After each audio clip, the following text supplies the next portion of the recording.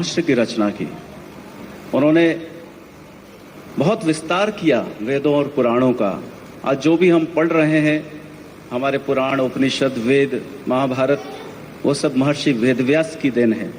और आज गुरु पूर्णिमा का पुनीत अवसर उन्हीं की वजह से पूरे विश्व के हर कोने में बहुत श्रद्धा के साथ, उल्लास के साथ मनाया जाता है। तो आज हम महर्षि वेदव्यास को ये भी वरदान था कि वो अजर अमर हों। आज भी हमारे मध्य वो विद्यमान है। गुरु पूर्णिमा, आषाढ़ मास की पूर्णिमा को आज हम उनको प्रणाम करते हैं और शत शत वंदन करते हैं। आपको एक कहानी सुनाता हूं। एक गुरु थे, उनका नाम था वेद धर्म। वो गुरु ऐसे थे, बहुत ज्ञानी थे। उनके यहाँ सैकड़ों शिष्य उनसे शिक्षा ग्रहण कर रहे थे। गुरुजी ने सब प्रकार की शिक्षा देने के बाद शिष्यों से मुखातिब होते हुए कहा कि मैं अब काशी में जा रहा हूं। मेरे प्रारब्ध इस प्रकार के हैं कि मुझे कोढ़ होगा, और वो भी भयंकर कोढ़ होगा। उसमें से पस निकलेगा, मवाद निकलेगा। उस वेदना की वजह से, उस भयंकर कोढ़ की वजह से मेरे आंखों की दृष्टि चली जाएगी, मैं देख नहीं पाऊंगा। अगर मेरा व्यवहार विचित्र हो जाएगा, मेरा व्यवहार कोई सहन नहीं कर पाएगा। इस अवसर पर मैं सारे शिष्यों से पूछना चाहता हूं कि कौन कौन मेरे साथ, मेरे प्रारब्ध को झेलने के लिए मेरे साथ चलेगा। सारे शिष्य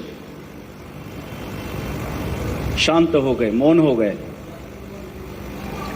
लेकिन एक गुरु भक्त संदीपक, उसने कहा, गुरुजी मुझे आज्ञा दें, मैं आपके साथ काशी चलना चाहता हूं और आपके प्रारब्ध का फल पाने के लिए पूर्ण मनोयोग से आपकी सेवा करना चाहता हूं, मुझे आप आशीर्वाद दें।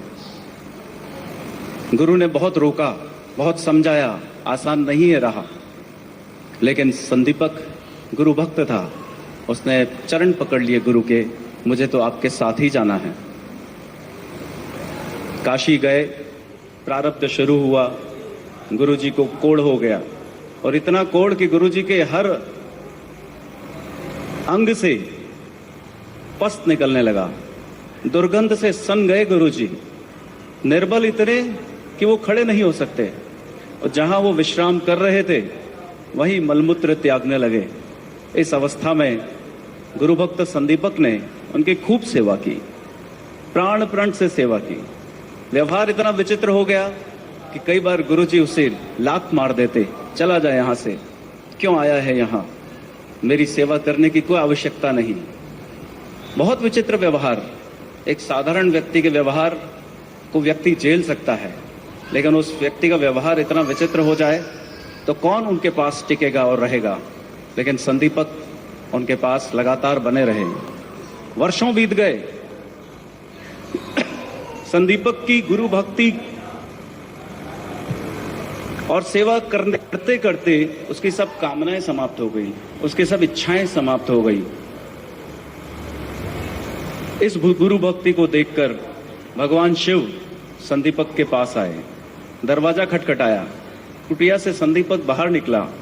शिव जी ने कहा, मेरे दर्शन के लिए लोग लालायित रहते हैं, पूरा विश्व मुझे पूजने, मुझे प्रणाम करने और मेरी आराधना करने आता है, लेकिन मैं तेरी गुरु भक्ति देखकर इतना प्रसन्न हूं कि मैं अपना घर परिवार सब छोड़कर तेरे पास आया हूं। तो मुझसे कुछ मांग ले, मैं तेरे गुरु भक्ति से बहुत प्रसन्न हूं। संदीपक कहते हैं, रुकिए भगवान, मैं अपने गुरु से पूछ कर आता हूं, मुझे क्या मांगना है, मुझे तो कुछ पता ही नहीं है।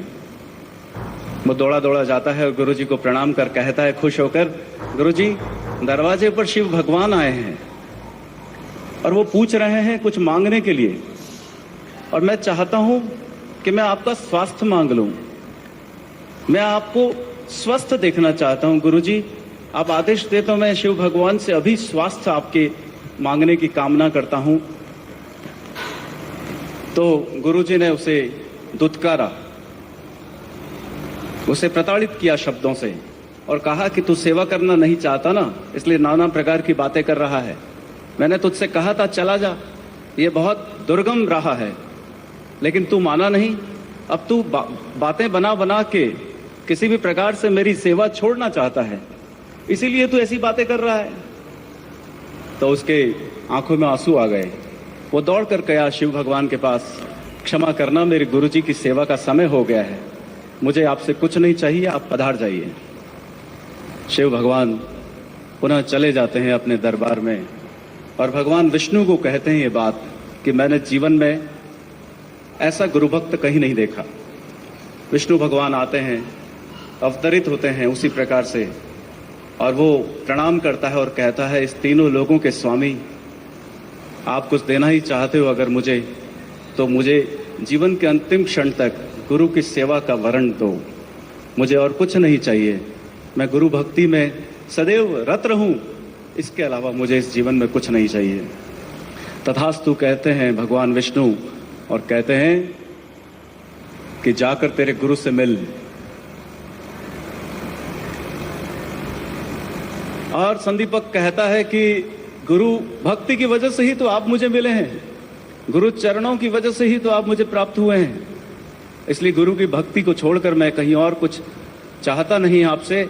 गुरु जी से सब मिलने जाता है, संदीपक तो देखता है उनका कोढ़ समाप्त हो चुका है, वो पुनः कांतिमान हो चुके हैं, उनके शरीर की जर्जर व्यवस्था समाप्त हो चुकी है, और वो अपने शिष्य को गले लगाकर कहते हैं कि मेरा बड़ा भाग्य कि मुझे ऐसा शिष्य प्राप्त हुआ। अगर शिष्यत्व हो तो संदीपक जैसा हो। भाष्य की रचना की उन्होंने, बहुत विस्तार किया वेदों और पुराणों का। आज जो भी हम पढ़ रहे हैं, हमारे पुराण, उपनिषद, वेद, महाभारत, वो सब महर्षि वेदव्यास की देन है। और आज गुरु पूर्णिमा का पुनीत अवसर उन्हीं की वजह से पूरे विश्व के हर कोने में बहुत श्रद्धा के साथ, उल्लास के साथ मनाया जाता है। तो आज हम महर्षि वेदव्यास को ये भी वरदान था कि वो अजर अमर हों,